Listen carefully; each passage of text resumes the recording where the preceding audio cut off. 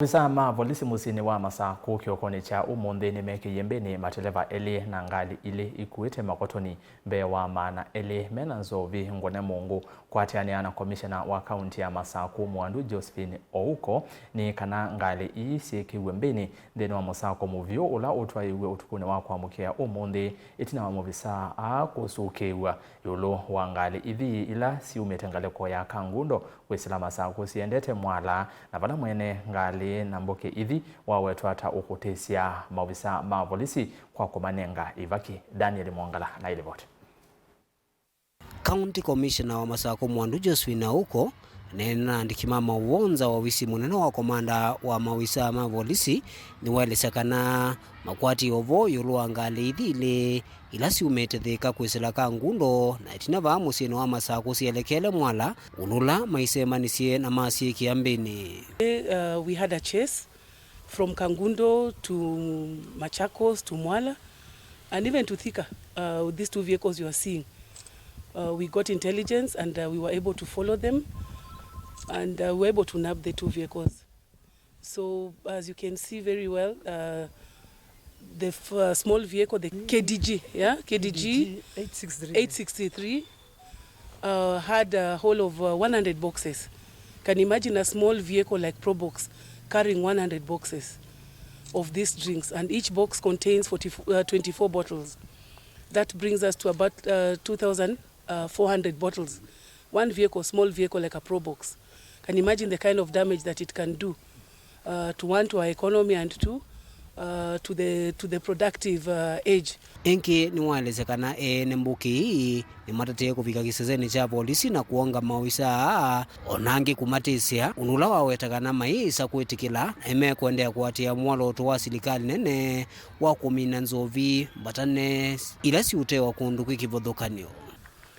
So the owners were trying to even bribe us this morning and we refused and we said no. Because at the end of the day, it is about our nation. We are not going to accept bribes here. This other vehicle that you're seeing on the other side, it was carrying 121 boxes. You can imagine that kind of a size of a vehicle. It is small, but it could carry 121 boxes, totaling to about 3,000 bottles of illicit second generation. And all of it was destined for the Machakos market. And those bottles that you are seeing there, they are from legitimate companies. But these unscrupulous business people, what they are doing is that they are collecting them from the bars, outlets, they are cleaning them, and then now use them to repackage this illicit second generation alcohol, which is illegal. Mateleva mangali ile maende na usio kisezeni cha Volisi Masaku omwana ngali isu na sova sienoki muthemba watu vunguluto ngilile na sova ingindei ngili tatu onazosiende na usio wa kisezeni ki. So we have been able we got the drivers and we are looking for the owner. So as it is, following the directive, we are going to sort for auxiliary orders so that these vehicles are also forfeited. Because at the end of the day, if we don't take stringent measures or if we are not very firm with these illicit manufacturers, this vice will not continue. They have also been threatening our officers and telling them, hii kazi hamutawezana nayo. Ile pesa tuko nayo ni mingi. But we are telling them the time is up and we are not going to continue with this nonsense. So we are saying that Machakos has to be cleaned and we have to do legitimate business and we also have to protect our people.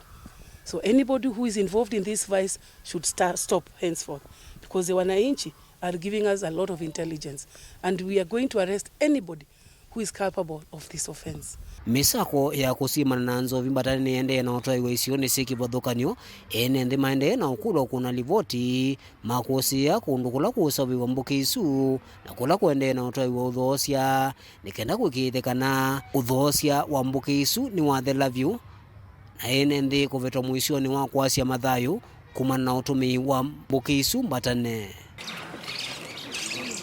Daniel Mwangala, Utongo TV, kumvanza wa ofisi wa County Commander